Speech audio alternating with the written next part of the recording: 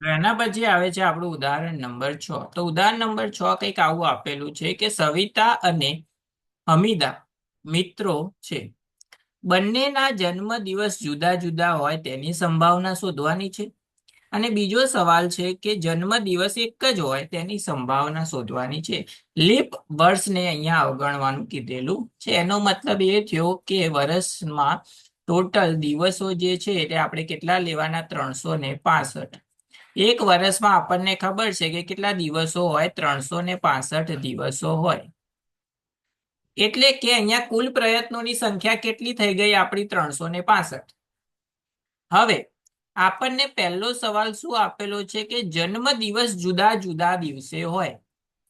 હવે જન્મ દિવસ જુદા જુદા દિવસે હોય એનો મતલબ એ થયો કે 365 માંથી એક દિવસ એવો હશે જ્યારે બંનેના જન્મ દિવસ સાથે હશે. તો એક દિવસ આપણે આમાંથી શું કરવો પડે? માઇનસ કરવો પડે, કારણ કે આપણે તો સરખા દિવસ માટે નહીં શોધવાની. એના માટે શોધવાની જુદા જુદા દિવસ હોય એના માટે શોધવાની સંભાવના. તો અહીંયા સૂત્ર લખી દઈએ કે સંભાવના ઈ બરાબર ઘટનાના પ્રયત્નોની સંખ્યા ભાગ્યા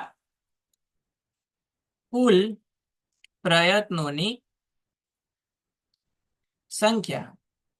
હવે જુદા જુદા જુદા દિવસો એટલે કે ટોટલ દિવસો કેટલા થશે? અહીંયા 364 દિવસો શક્ય થાય.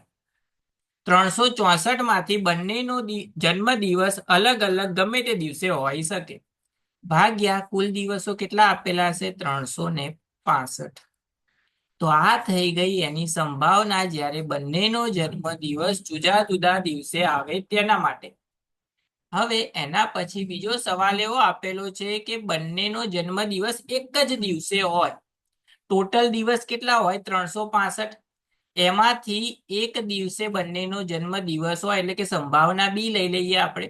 ઘટનાના પ્રયત્નોની સંખ્યા એટલે કે એક જ દિવસ આવશે તો ઉપર આવી જશે 1 ભાગ્યા નીચે કુલ પ્રયત્નોની સંખ્યા. ટોટલ દિવસ કેટલા હોય? 365. તો એની સંભાવના થઈ જાય 1 ભાગ્યા 365.